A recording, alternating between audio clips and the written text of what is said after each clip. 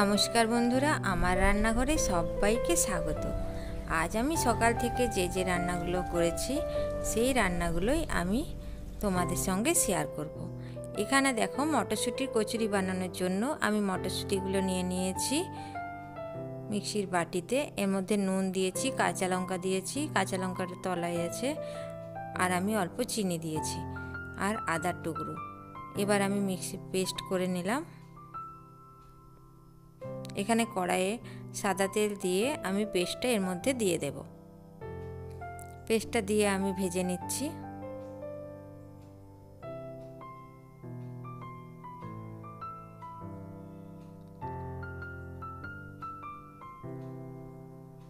এখানে আমি আটা ময়দা মিশিয়ে এর ভিতরে পেস্ট দিয়ে আর আমি বেলে নিয়েছি।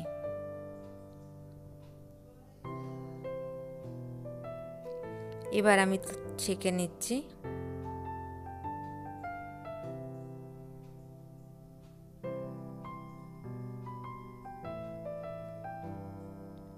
আমার একটা ছেঁকা হয়ে গেছে।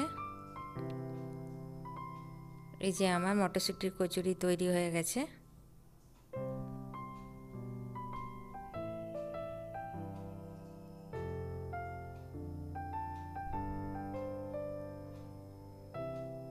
এবার আমি বেগুন ভেজে নিচ্ছি। দুপুরে রান্নার জন্য বেগুন ভেজে নিচ্ছি। আর এখানে আমি চিকেন বানাবো, একটা মশলার পেস্ট বানিয়ে নেব। নিয়েছি আমি গাজর, একটা গাজর নিয়েছি, দুটো পেঁয়াজ, রসুন, আদা, কাঁচা লঙ্কা, আর আমি নিয়েছি দারচিনি। এগুলো একটা পেস্ট বানিয়ে নেব। আর সঙ্গে নিয়েছি টমেটো।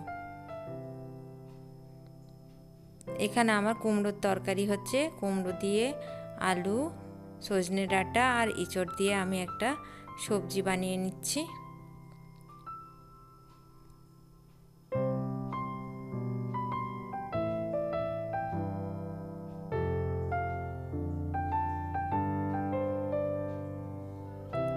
সামান্য একটু মিষ্টি দিয়েছি, এতে খেতে খুব টেস্ট হবে। আর এই যে আমি চিকেনের জন্য আলুটা ভেজে নিচ্ছি। কড়াইয়ে সর্ষের তেলের মধ্যে আমি একটু জিরে ফোড়ন দিয়ে আমি আলুগুলো ভেজে নিচ্ছি। এই যে আমার এখানে সবজি রেডি হয়ে গেছে। আর এই যে পেস্ট চিকেনের,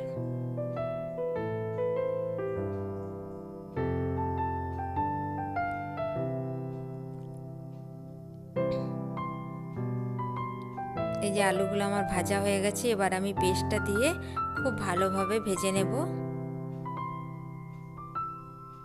আমি একটা গোটা গাজর এর মধ্যে পেস্ট করে দিয়েছি।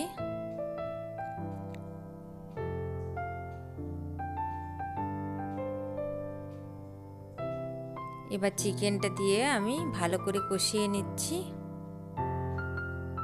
এর সাথে আমি কয়েক দানা কালো মরিচও দিয়ে দিয়েছিলাম।